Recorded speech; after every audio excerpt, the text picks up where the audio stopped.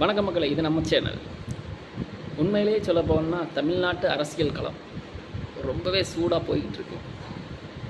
தமிழ்நாட்டில் நடைபெற்ற சட்டமன்ற தேர்தலில் 50 வருஷம் ஆண்ட கட்சி, 72 வருஷம் ஆண்ட கட்சி, இந்த கட்சிகளை எல்லாத்தையும் தூக்கி எறிஞ்சிட்டு 2.5 ஆண்டுகள் மட்டுமே கட்சி தொடங்கி ஆகிய தமிழக வெற்றிக் கழக தலைவர் தளபதி விஜய் அவர்கள் இந்த சட்டமன்ற தேர்தலில் பெரும்பான்மையுடன் வெற்றி பெற்றிருக்கிறார். 108 தொகுதிகளில் அவர் வெற்றி பெற்றிருக்கிறார். இதை பார்க்கும்போது உண்மையாகவே சொல்லணும்னா ரொம்ப பெரிய மாற்றம் தான் சொல்லணும். ஏன்னா உலக லெவலில் தான் சந்தித்த முதல் தேர்தலிலே முதல்வராகும் அளவிற்கு வெற்றி பெற்றதுன்னா நம் தமிழக வெற்றிக் கழக தலைவர் தளபதி விஜய் அவர்கள் தான். உண்மையில் மக்கள் வாக்களித்து வெற்றி பெற வச்சுருக்காங்க. ஆனால் இன்னும் அவர் முதல்வர் பதவியில் அமரவில்லை. ஆனால் முதல்வர் பதவியில் அமர்றதுக்கு மெஜாரிட்டி 118 தொகுதிகள் இருந்தால் மட்டுமே முதலமைச்சராக பரிந்துரை செய்ய முடியும் ஆளுநராக.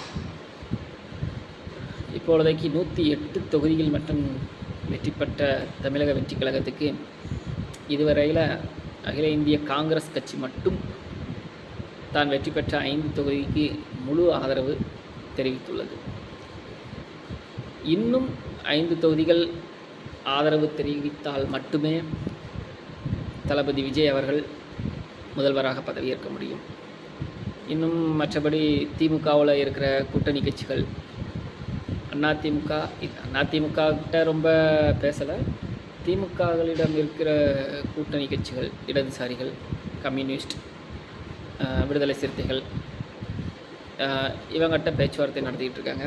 கூடிய சீக்கிரம் அவங்களும் ஆதரவு தெரிவிப்பாங்க. தெரிவித்த மறுதினமே தமிழக வெற்றிக் கழக தலைவர் விஜய் அவர்கள் தமிழகத்தின் முதல்வராக பதவியேற்று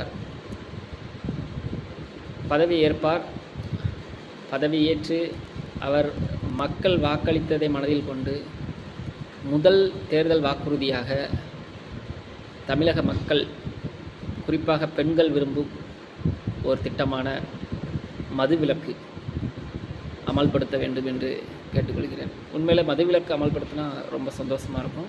மக்கள் மனசில் கட்டாயம் இன்னும் அளவுக்கு அதிகமான இடம் பிடிப்பதற்கான ஒரு வாய்ப்பும் உண்டாகும்.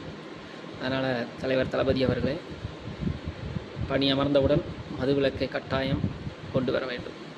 நன்றி, வணக்கம்.